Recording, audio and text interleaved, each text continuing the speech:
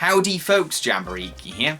When Dreamworks decided to make a buddy road trip movie inspired by the Bob Hope and Bing Crosby Road to movies, the end result was The Road to El Dorado, which was a box office bomb, but it's gained a cult following since. Its fans are very passionate about the movie. This is actually one of the biggest requests I've had on my channel, and I'm surprised that it's actually taken this long for it to win a poll. So let's find out if it deserves more attention. In The Road to El Dorado, a pair of Spanish con artists called Tulio and Miguel win a map to the lost city of gold, El Dorado, in a game that they rigged. Once their opponent realizes that their dice were loaded, the two tricksters run away and end up on a ship, where they are caught by the ship's owner, a gold-hungry colonist called Cortez, and the duo are thrown into the ship's dungeon. With the help of Cortez's horse Altivo, Tulio and Miguel escape on a rowboat, only to end up boat-wrecked on an island. But not just any island. They discover that it's an island that holds the road to El Dorado, and Miguel leads the way using the map's directions. Once in El Dorado, the local citizens mistake Tulio and Miguel for gods and begin worshipping them. The crooked con artists play along, in hopes of eventually sneaking out with El Dorado's bounties of gold. However, it won't be easy, so a willing tribeswoman called Chell agrees to help the two pull off their scam, with her knowledge of El Dorado's culture. If they get caught though, it could mean death. The local priest also keeps insisting that human sacrifices are necessary to pay tribute to the city's new gods. This movie's strength is its comedy. It's a consistently funny movie, with jokes and gags being thrown from left to right. The movie is packed with so many quotable moments. Miguel, you're talking to a horse. That's it, Altivo. Find the pry bar. Yes, find the pry bar. He can't understand pry bar. He's a dumb horse. There's no way.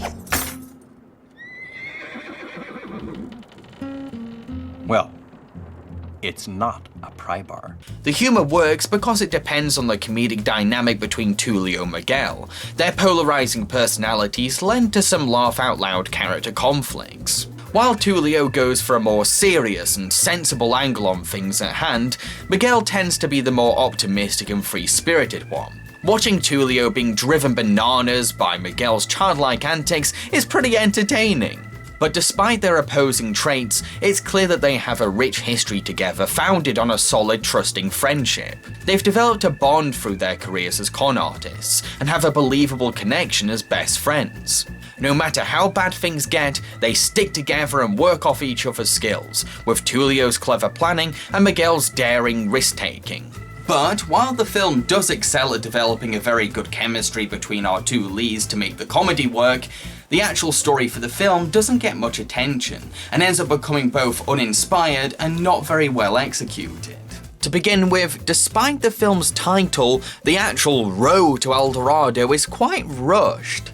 The movie seems to rely heavily on plot conveniences to push its story forward. Miguel and Tulio just happen to win a map to El Dorado and get boat-wrecked on the exact island that holds the road to El Dorado. The only hindrance the two face is when they're briefly locked up by Cortez, but that's about it. This level of convenience is a tad far-fetched and ends up diluting the road trip, undermining the excitement of finding a lost city of gold. It doesn't help that their walk to El Dorado is summed up in a 4-minute montage. I just feel as if the journey to El Dorado flies by. It's more of a breeze than an adventure, and misses creative opportunities. The film could have opened up by hyping up the legend of El Dorado in our hero's town. Really built up the myth of this place to get us invested. Boat travel for Tulio and Miguel could have been difficult to get hold of. Our heroes could have struggled to find the island that holds El Dorado, which would have led to exciting seafaring. And El Dorado itself could have had ancient puzzles that our heroes need to solve in order to get into the city. The more grueling, lengthy and adventurous the road trip feels, the more rewarding it will be to finally arrive in El Dorado. I know the film just wants to get the ball rolling, but I would have appreciated more build-up at the start of the film. Once our characters get to El Dorado, the plot conveniences continue.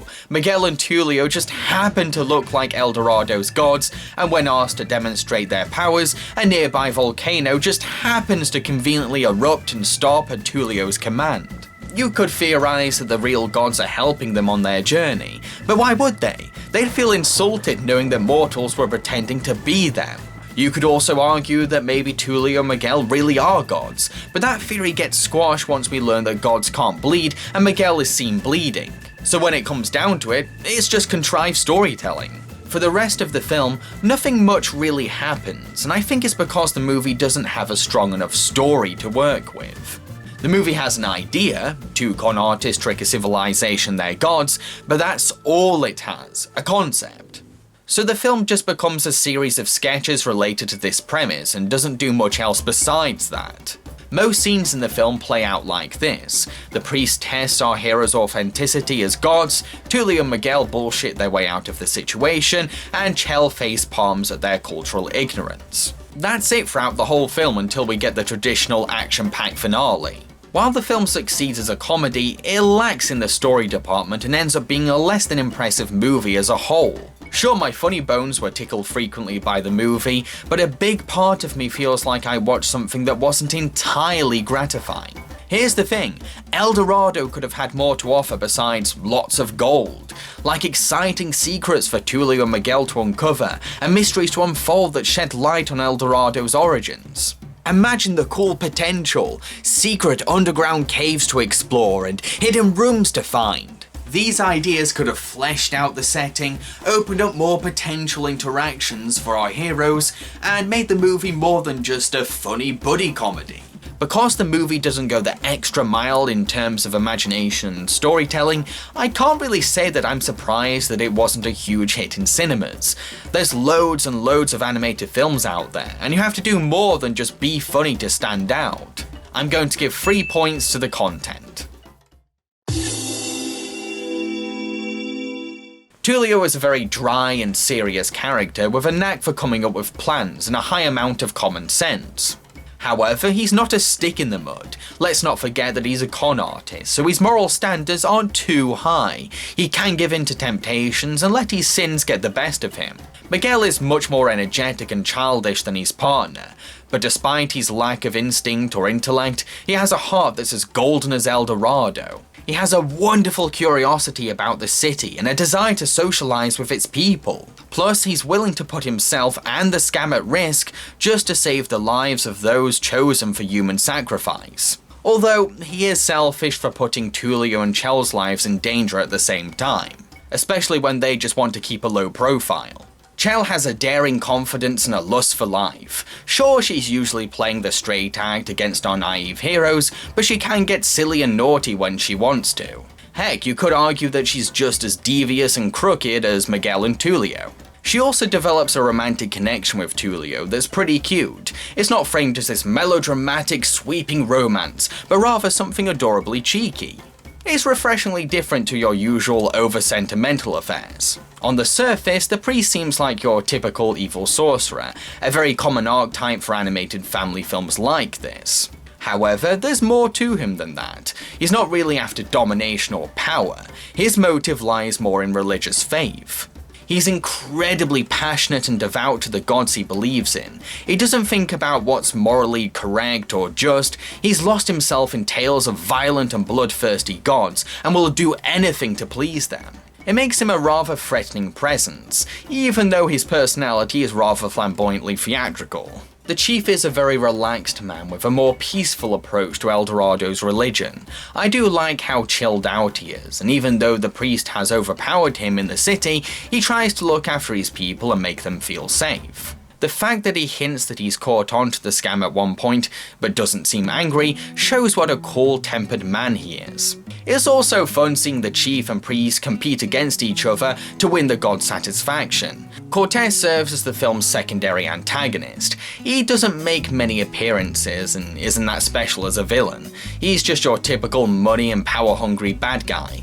The only unique thing about him is that he was based on a real historic colonist. I guess he sometimes adds a little tension now and again, but I wouldn't call him memorable or interesting. Cortez's horse Altivo, who ends up joining our hero's adventure to El Dorado, is a rather expressive and intelligent horse despite his inability to speak.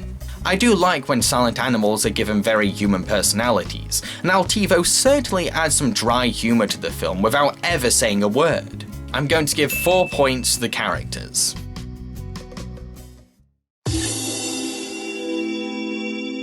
This is a gorgeously vibrant movie. Its tropical Central American setting and golden architecture makes for some beautiful backgrounds, while our characters get to wear some extravagantly colourful clothing.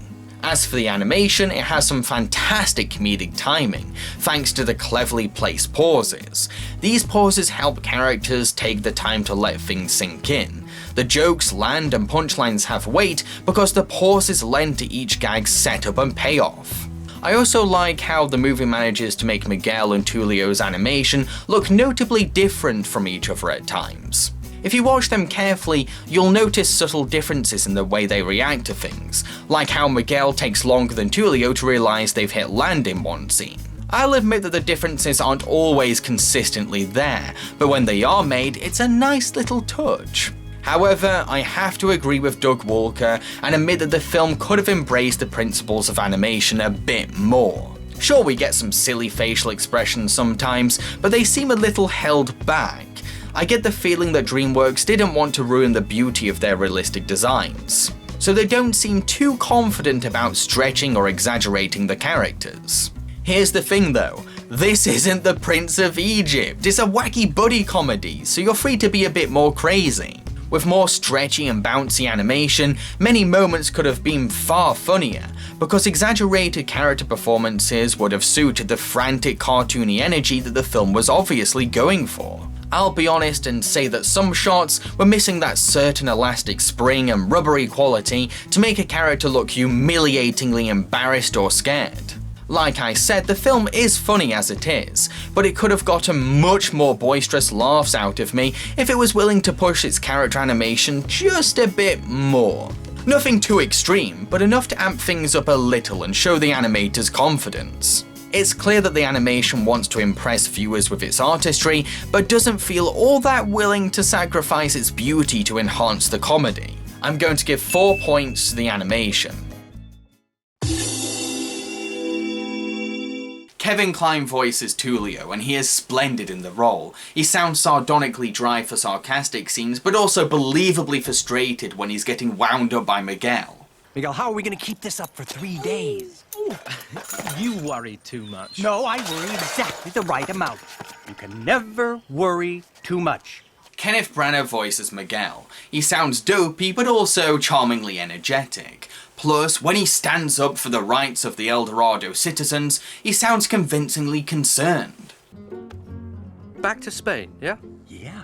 In a rowboat. You got it. Great. Sensational. And that's your plan, is it? That's pretty much it. Well, I like it.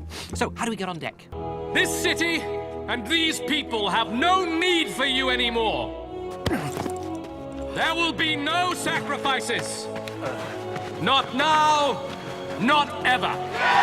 Rosie Perez voices Chell. She's got this good balance of sensual and cheeky. She's really fun. I like that the film gives her many opportunities to play with her voice to make her lines sound effectively humorous.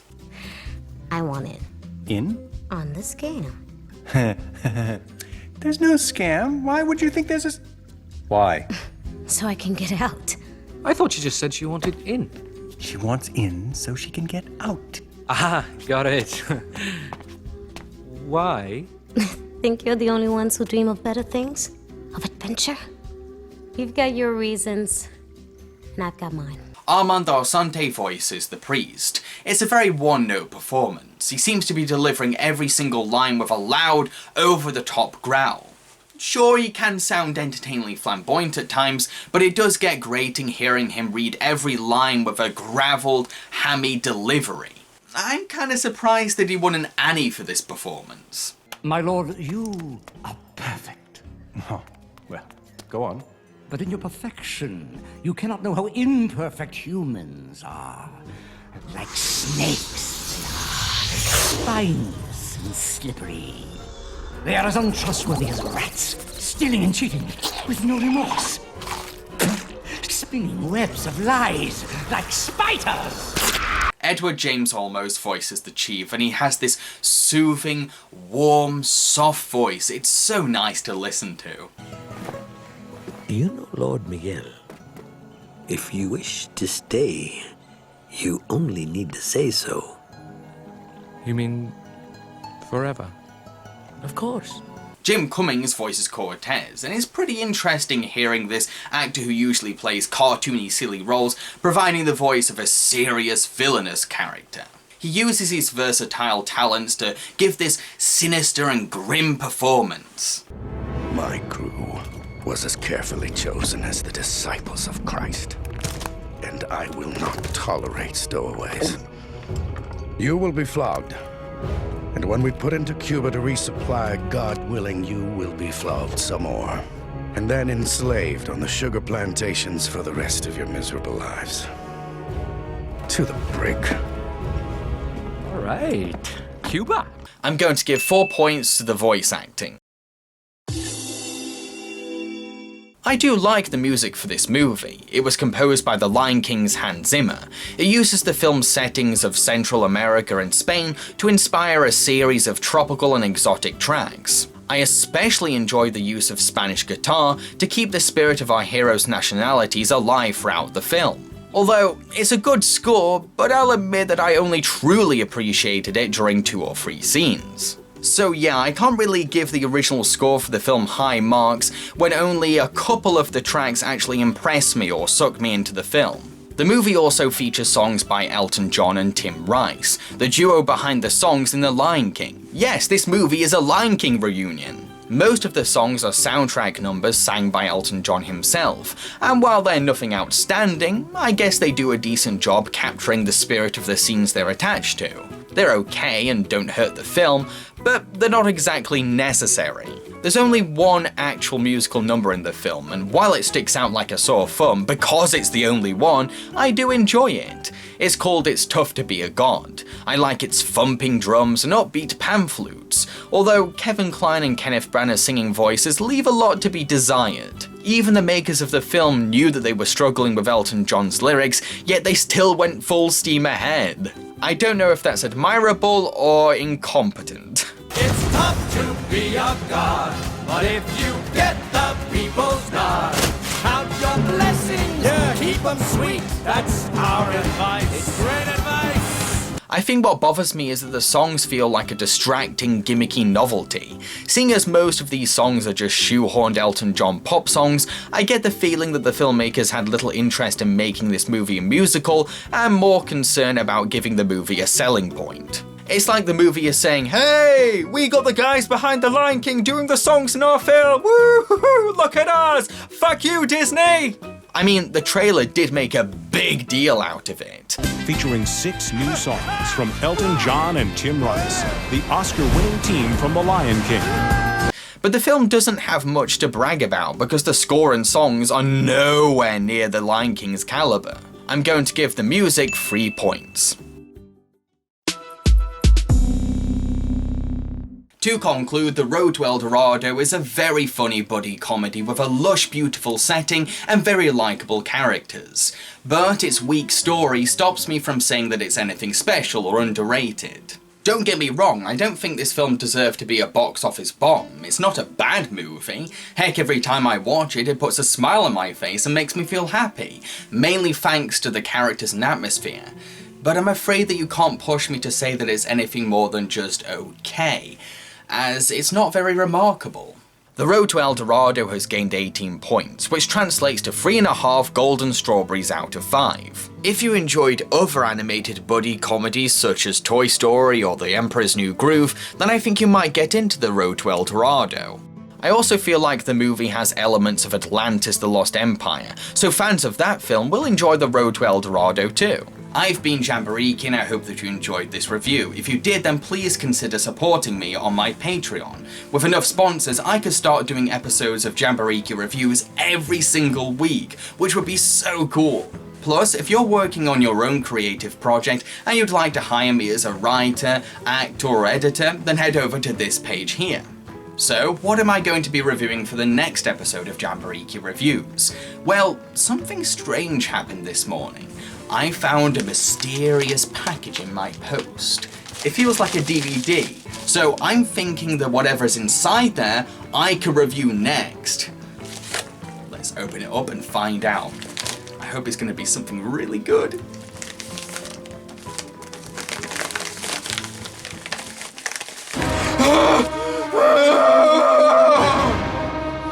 There's a sequel!